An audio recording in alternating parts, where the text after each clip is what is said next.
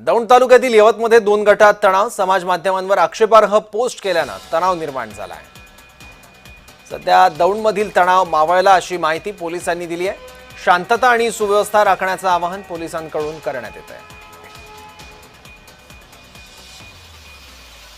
हिंसाचाराची दगडफेकीची दृश्य आहेत। यामध्ये एका दुकानाला आग लावून दिली जमावाने, त्याचबरोबर काही वाहनं सुद्धा पेटवण्यात आली होती, तोडफोड करण्यात आली एका भागाची। जमावाकडून दगडफेक सुद्धा करण्यात आली।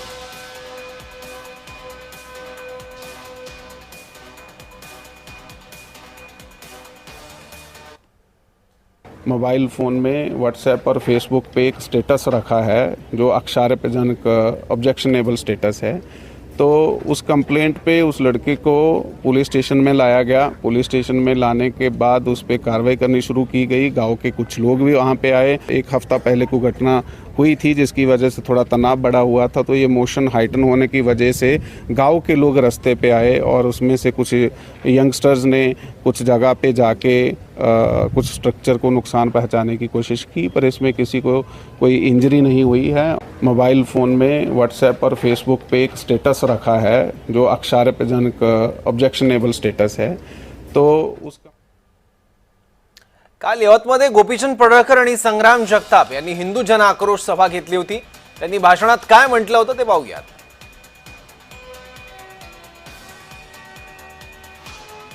अरे आपल्या सर्वांची अस्मिता छत्रपती शिवाजी महाराजांच्या मूर्तीची विटंबना होते।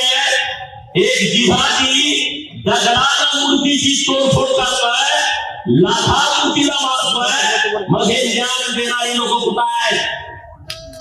तुम्ही छत्रपती शिवाजी महाराजांचं राजकारण करण्यासाठी, मताचं राजकारण करण्यासाठी तुम्ही महाराजांचं नाव घेतात आणि महाराजांच्या अस्मितेवरती जर कोणी घाला घालत असेल तर हा हिंदू समाज सहन करणार नाही।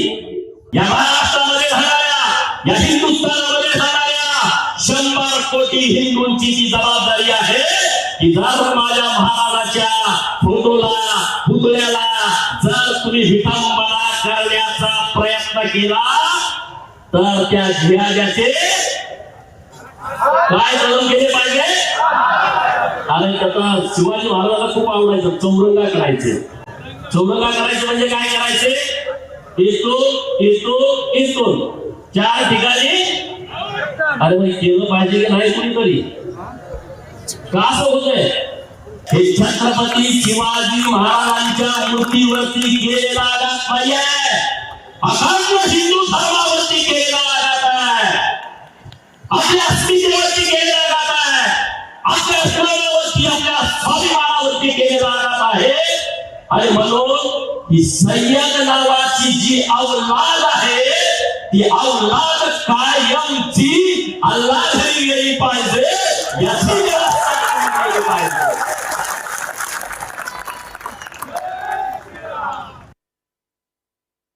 या देशाच्या प्रत्येक बांधवाचं स्वप्न होतं, पडळकर साहेब आपल्या सगळ्यांचं स्वप्न होतं की ह्या भारत भूमीमध्ये अयोध्यामध्ये प्रभू रामचंद्राचं मंदिर उभं राहिलं पाहिजे, ते राहिलं। आणि उद्याचं जे आपल्या प्रत्येकाचं स्वप्न आहे की या जगाच्या नकाशावरती आपला भारत देश उभा राहिला पाहिजे आणि तो म्हटला पाहिजे की हा भारत देश हिंदू राष्ट्र आहे, जे होऊपर्यंत आपल्या सर्वांना काम करण्याची आवश्यकता आहे। या प्रकरणावर स्थानिक आमदार राहुल कुल आणि सुषमा अंधारे यांनी काय म्हटलंय तेही पाहूयात। 2-3 दिवस त्या गावामध्ये तणाव होता आणि आम्ही सगळेजण तिथे संपर्क करून शांततेचं आवाहन करत होतो। आज सकाळी एका पोस्टमुळे काही गैरसमज निर्माण झाले आणि स्थिती नियंत्रणाबाहेर गेली होती, वस्तुस्थिती आहे। परंतु आता मात्र तिथली स्थिती नियंत्रणामध्ये येते आणि त्यामुळे आता सगळ्यांचे काही जे गैरसमज होते ते दूर होऊन आता तिथले जे काही पोलिसांनी स्थिती नियंत्रणामध्ये आणलेली आहे आणि आता तिथे शांततेचं वातावरण प्रस्थापित झालेलं आहे। 4 दिवस आधी घटना घडून गेली, जी काही 4 दिवस आधी जे अनुचित प्रकार घडलेला होता त्या संबंधाने जो कोणी गुन्हेगार होता त्याच्यावर गुन्हा दाखल झाला, त्यातला अटक झाली. आता अटकेनंतर काही क्रिया प्रतिक्रिया उमटू शकतात, याची खबरदारी गृह खात्याने घ्यायला हवी. अगदी खरंय. गृह खात्याने लक्ष द्यायला पाहिजे की काही जर सोशल मीडियावरनं काही कम्युनिटी पेज असतील आणि ते जाणीवपूर्वक जर तिकडे एक टेन्शन क्रिएट करण्याचा प्रयत्न करत असतील, त्यामुळे तणाव किंवा दंगल सदृश स्थिती निर्माण होत असेल तर हे वाईट आहे आणि हे गृह खात्याचं अपयश आहे. मुळात गृह खात्याने पुरेशी खबरदारी का घेतली नाही 4 दिवसांपासून? म्हणजे तुम्हाला भाजपच्या सभा करण्यासाठी एक पोषक वातावरण तयार करायचं असतं, त्या पोषक वातावरण तयार करण्याच्या नीतीचा भाग म्हणून जाणीवपूर्वक गृह खात्याने याच्यामध्ये कुचराई केलेली आहे का? हेच केलं पाहिजे.